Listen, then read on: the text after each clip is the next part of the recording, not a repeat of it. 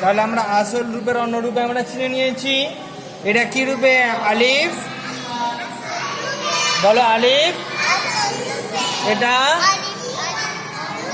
এটা হ্যাঁ, তাহলে আলিফ আসল রূপে, আলিফ আলিফ অন্য রূপে।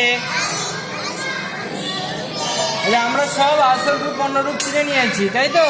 তাহলে আমরা কিভাবে জুড়বো, কিভাবে একটার সঙ্গে একটা একসঙ্গে করবো সেটা আজকে পড়বো। হ্যাঁ, কিভাবে একটার সঙ্গে একটা একসঙ্গে করবো, বুঝতে পেরেছ? এটা কি বলো? আলিফ। এটা বা, তাহলে আলিফ বা মিলে কি হবে? বা আলিফ। কি হবে বলো? বা আলিফ। আলিফ আর বা মিলে কি হবে বলো? বা আলিফ। বলো কি হবে? এই আলিফ আর এই বাটা মিলে কি হবে? বা আলিফ। বলো বা আলিফ। বলো আলিফ আর বা মিলে কি হবে? বা আলিফ। ঠিক সেরকম ভাবে এই আলিফ আর এই মিমটা মিলে কি হবে? আলিফ আর মিম মিলে মিম আলিফ। কি হবে বলো? মিম আলিফ। কি হবে? কি হবে বলো? আলিফ আর মিম মিলে কি হবে? মিম আলিফ। বলো মিম আলিফ। বলো ঠিক সেরকম ভাবে আলিফ আর লাম মিলে কি হবে? লাম আলিফ। কি হবে? লাম আলিফ। বলো আলিফ আর লাম মিলে কি হবে? লাম আলিফ। ঠিক সেরকম ভাবে আলিফ আর কাফ মিলে কি হবে?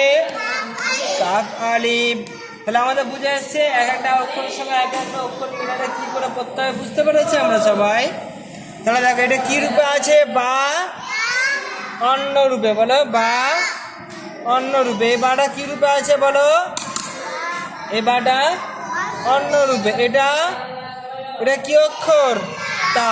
তা কোন রূপে? তা অন্য রূপে। বলো এটা কি? তা অন্য রূপে। এটা কি বলো? তা অন্য রূপে। তা অন্য রূপে। দেখো বা বা।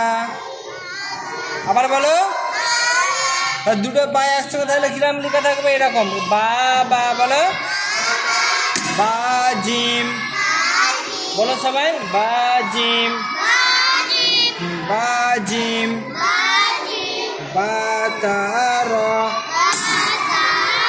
বলো বা তার। তা তা তা তা তা তা। এটা কি বলো? সানুন। সানুন। লামসা।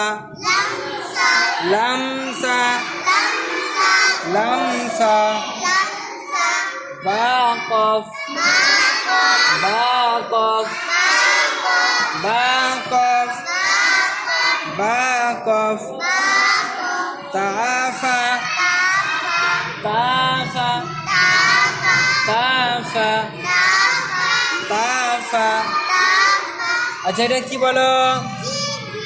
জিম কোন রূপে? অন্য রূপে। এটা কি বলো? জিম কোন রূপে? অন্য রূপে। এটা হা কোন রূপে? অন্য রূপে। এটা হা অন্য রূপে। যদি জিমের নোকতাটা যদি উপরে থাকে তাহলে কি হতো? খ। কি হতো বলো? খ। এটাও কি হয়ে যেত যদি উপরে নোকতা হতো? খ। এটাও যদি উপরে নোকতা হয় কি হবে? খ। ঠিক সেরকম ভাবে আছে, এখানে জায়গা নেই বলে ওটা বুঝিয়ে দিলাম, বুঝতে পেরেছ? চলো তাহলে কি হবে? জিম্বা। জিম্বা। জিমলাম। জিমলাম। জিম জিম্বা। বলা না জিম, এটা হবে না, এটা হাই হবে, ঠিক আছে? এটা নোক্তাটা এই এই ক্ষয়ের নোক্তা। হ্যাঁ, হা জিম্বা।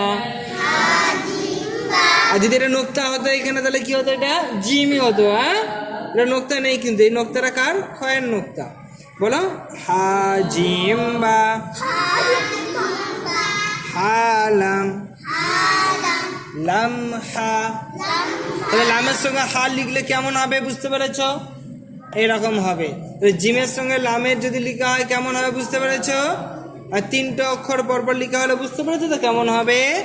হ্যাঁ চলো লামহা। হায়া। এটা কি? এই নোক্তাটা কার? খয়ের। হ্যাঁ, খফা খফা খসিন খসিন মিম খ মিম খ। তাহলে উপরে নোক্তা যেমন ভাবে লেখা হোক না কেন, এরকম হোক কি এরকম হোক কিংবা এরকম হোক বা এরকম হোক, উপরে নোক্তা হলে কি হবে? খ হবে। নিচে নোক্তা হলে কি হবে?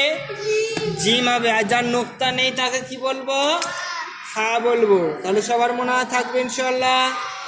বলো ইনশাল্লাহ, মনে থাকবে তো?